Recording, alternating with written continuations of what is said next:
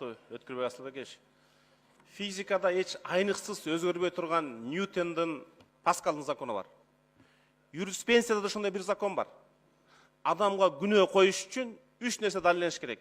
Биринчи кылмыштуу окуя, экинчи кайсы жерде болгон, үчүнчү кайсы убакытта. Текебаевдин кылмышы боюнча болгон жер Атамбаевдин кабинети болуп чыкты. Болгон убакытта Чотонов Ошто болуп чыкты. А кылмыш деги эле жок. Себеби Модиндагы, Кутуковдагы, Маевскийдагы акчаны Текебаевге бердим деген далил жок. 10% күмөн саноо жок. Бул маселе боюнча, бул 100 жылда бир болчу окуя, генералдык прокурордун позициясын белгиледи эле. Экинчи музей боюнча текшерип атасыздар, бирок музейди андамашка эки иш бар. Урматтуу генерал прокурор. Силер ремонтты текшерип атасыңар. Ага чейин өрт болуп, алтындан кымбат экспонаттар жок болуп кеткен. Ошо боюнча сиздин оюңуз. Үчүнчү, эстир талкалангандан кийин Кыргыз эл эгемендүү мамлекет болду. Ошондо канча экспонат болгон, өрткө чейин канчасы жоголгон, өрт эмнеден чыккан? Себеби көбү айтып атат, өрт чыкты дегmiş болуп туруп, коңшу мамлекеттин музейлерин сатып ишкен деген. Андан бөлөк азыр мурунку генералдык прокурор Жолдубаева билдирүү жазады. Дача суу боюнча далилдер бар болчу, мурунку экс-президенттин көрсөтмөсү менен жок болгон деген. Атайын жок кылынган деген. Ушуга сиздин позицияңыз, ушуга жооп берсеңиз, анан эки суроом бар дагы аягында. Өрт боюнча тактап туруп, Кандыбек Капашевич айтайлы сизге. Текебаев боюнча өзүңүз билесиз, бүгүнкү күндө жогорку соттун чечимдери барды күчүндө. Мен жана айттым, мыйзам чегинде карап чыкканга жардам бергенге биз карайбыз депчи, макулбуз деп.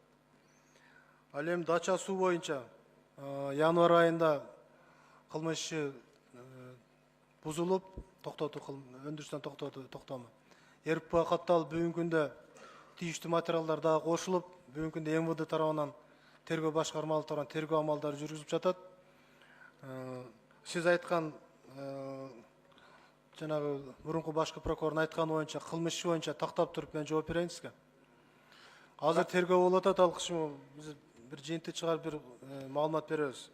Рахмат, сиздин отчет боюнча эки жагдай. Биринчи, ротациялык иштер туура жүрүп атат деп ойлойбуз. Кадыр райондук прокурорлор алмашып атат. Экинчи, тез боюнча жигердүү иштедиңер.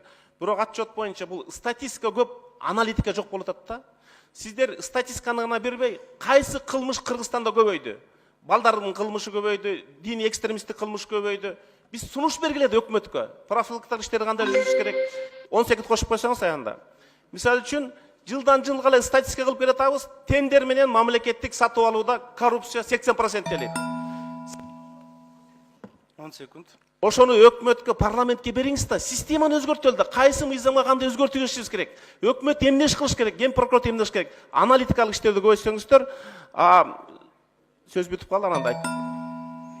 Туура айтасыз, бул боюнча биздин сунуштарыбыз бар. Беребиз дагы, берип да жүрөбүз. Ар бир мыйзам боюнча. Рахмат сизге.